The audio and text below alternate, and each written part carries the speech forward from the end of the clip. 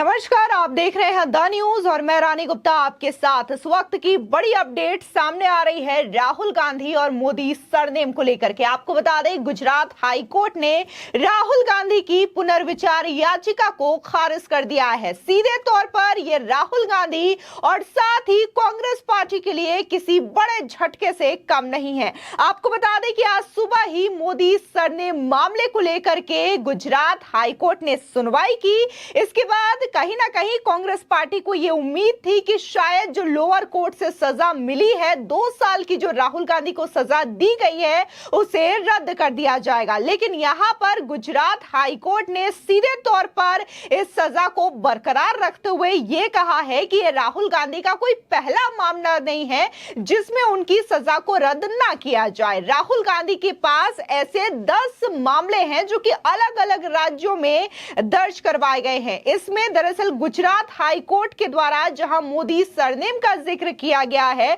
तो वहीं वीर सावरकर को दिए गए बयान का भी जिक्र किया गया है, जो कि राहुल गांधी ने अपने यूएस दौरे के दौरान कही थी। इसी के साथ ही उस एफआईआर के बारे में भी इसमें जिक्र किया है जो कि राहुल गांधी लगातार मोदी सरनेम को लेकर के देते हैं, प्रधानमंत्री को लेकर के देते हैं। वीर सावरकर और आरएसएस जैसी संस्थाओं पर भी राहुल गांधी ने कई बार ऐसी टिप्पणी की है। आपको बता दें कि वहीं गुजरात हाई कोर्ट का कहना है कि ऐसे मामले जो कि कभी कभी आते हैं, उसमें हम लोअर कोर्ट या सेशन कोर्ट के दिए गए सजा या कन्वेंशन को बदल सकते हैं। लेकिन राहुल गांधी का जो मामला है, राहुल गांधी हर बार ऐसी बयानबाजी करते हैं जिसकी वजह से हम उनकी सजा को रद्द नहीं कर सकते। यानी कि यहां पर यह स्पष्ट होता है कि जो सूरत की सेशन कोर्ट ने राहुल गांधी को 2 साल की सजा सुनाई थी, वो आगे भी बरकरार रहेगा। और बाकायदा जब गुजरात हाई कोर्ट ने पुनर्विचार याचिका खारिज कर दी है, 2 साल की सजा को बरकरार रख दिया है, तो यहां पर जो मुश्किल है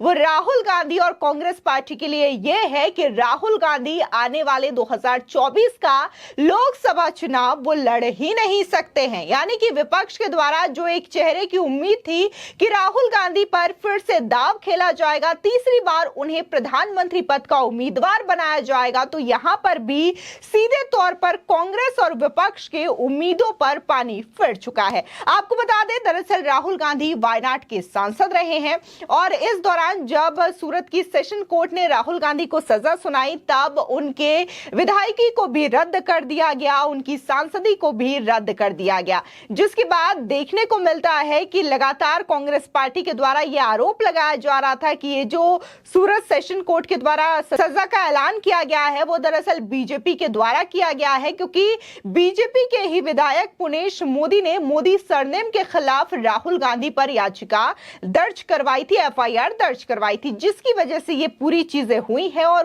जो सूरत की सेशन कोर्ट है, उसने राहुल गांधी को यह सजा सुनाई है। लेकिन जाहिर तौर पर जो बीजेपी के नेता रहे, उनका कहना यही रहा कि यह माननीय कोर्ट का फैसला है, इसमें बीजेपी नेताओं या फिर बीजेपी के विधायकों का कोई रोल नहीं है। लेकिन अगर हम वर्तमान की बात करें, तो जहां राहुल गांधी को हाईकोर्ट से बड़ा झटका लगा है, तो उनके जो तमाम समर्थक और उम्मीदवार हैं, वो भी काफी ज्यादा जो है वो गुस्से में नजर आ रहे हैं। दरअसल देखने को मिल रहा है कि राहुल गांधी के चुनाव न लड़ने से विपक्षी एकता पर सीधे तौर पर असर तो पड़ ही रहा है। इसी के साथ ही राहुल गांधी के जो समर्थक हैं, वो कांग्रेस के कार्यालय के बाहर प्रदर्शन करते हुए नजर आ रहे हैं, जो कि गुजरात हाईकोर्ट ने फैसला सुनाया है। आपको बता दें, सीधे तौर पर यहां पर गुजरात हाईकोर्ट ने सजा को बरकरार रखते हुए ये कहा है कि ट्रायल कोर्ट का दोषी ठहराने का आदेश उचित है। उक्त आदेश में हस्तक्षेप करने की कोई जरूरत ही नहीं है,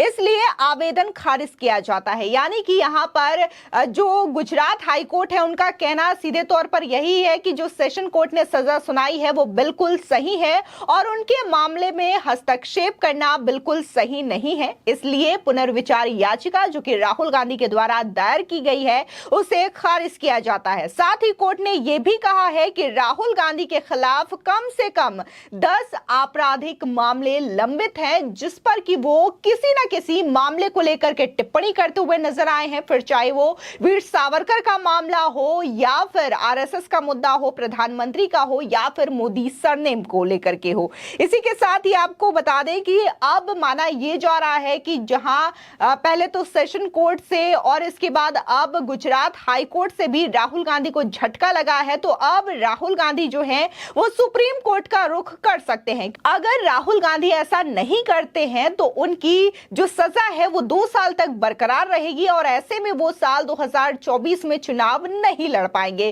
क्योंकि यहां पर अगर सजा मिली है तो कोई भी एमपी एमएलए जो है अगला चुनाव नहीं लड़ सकता। और अगर हम लोकसभा चुनाव की बात करें तो यह राहुल गांधी के लिए काफी ज्यादा मायने रखती है। अगर वो सुप्रीम कोर्ट का रुख करते हैं तो शायद सुप्रीम कोर्ट में यह फैसला पलट सकता है, लेकिन जिस तरीके से यहां पर गुजरात हाई कोर्ट ने स्पष्ट शब्दों में कहा है कि जो लोअर कोर्ट ने फैसला सुनाया है वो बिल्कुल उचित है, उपयुक्त है, क्योंकि बार बार सुप्रीम कोर्ट ने भी कहीं ना कहीं राहुल गांधी को यह समझाया था, बताया था कि आप इस तरीके से किसी मामले पर टिप्पणी नहीं कर सकते और बिना सोचे समझे इस तरीके की बयानबाजी आपको शोभा नहीं देती, क्योंकि आप कहीं ना कहीं एक पूरे समाज का नेतृत्व करते हैं। आप एक सांसद हैं और एक सांसद को ऐसा बयानबाजी कभी भी शोभा नहीं देती है। बाकायदा ये बातें सुप्रीम कोर्ट ने राहुल गांधी को एक नहीं 2 बार कही थी और राहुल गांधी ने सुप्रीम कोर्ट से माफी भी मांगी थी।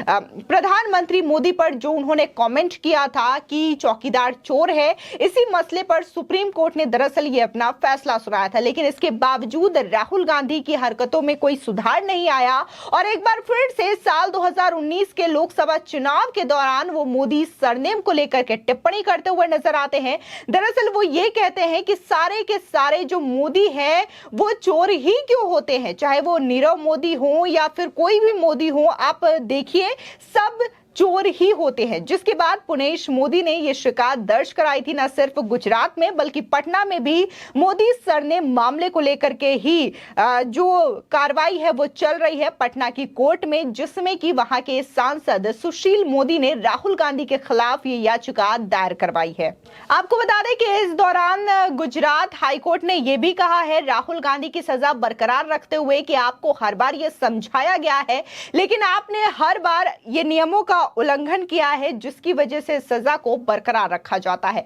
फिलहाल इस खबर को लेकर के आपकी क्या राय है, हमारे कमेंट सेक्शन में जरूर बताएं। आगे की और भी अपडेट के लिए चैनल को सब्सक्राइब